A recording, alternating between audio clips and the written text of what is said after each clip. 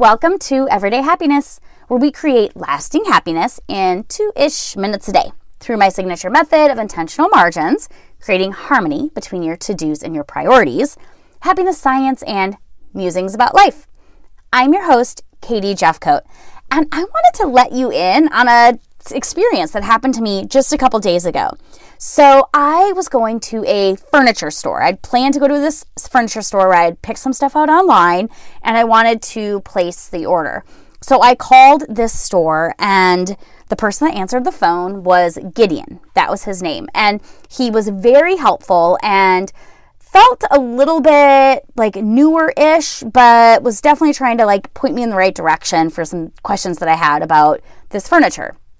He told me what his hours were later in the week and that I could come in at any time and place the order in person with him and then also kind of look at a few things in the store. So, of course, I did. And this is what happened. So I go to the store and in the back of the showroom, there's a big round table with 4 stations that are diagonal from one another that are computer stations. And he's at one of those. And so I go over, introduce myself, and we start talking about what kind of furniture I am looking for. And at about the same time, another designer sits down to my right. And she is a little bit older than Gideon, maybe 10, 20 years. And she clearly is a more established, interior designer. She has a little bit of a chip on her shoulder. She has a binder full of orders and papers and seems like she has an extensive customer list. She probably knows really what she's doing. And she sat down, wasn't super polite or nice, but that was fine. I was working with the person next to her, and I just let this evolve. And later, about 30 minutes later, I'm still working with Gideon, and a customer comes into the store and is looking at rugs behind this table.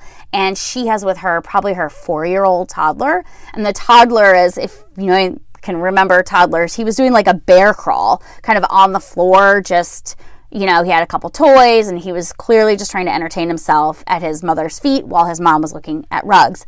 And she turns around and she says to this mother, I don't think that your kid should be on the floor. It's not safe. And the mother scooped up the toddler and they both went about their day. But it reminded me a little bit about what it means to be kind and how that matters in business. So I could have easily made an effort to work with this more experienced interior designer. But instead, I chose to work with Gideon because he was kind, because he was willing to learn, and because he was doing everything that he could to get the sale, to make me happy, to create, a pleasurable buying experience.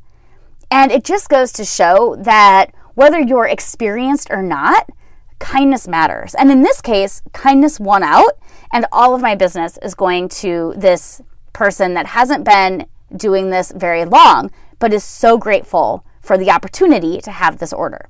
So maybe when you're thinking about growing your own business, you will also think about how kindness matters. Until next time, remember, kindness is contagious.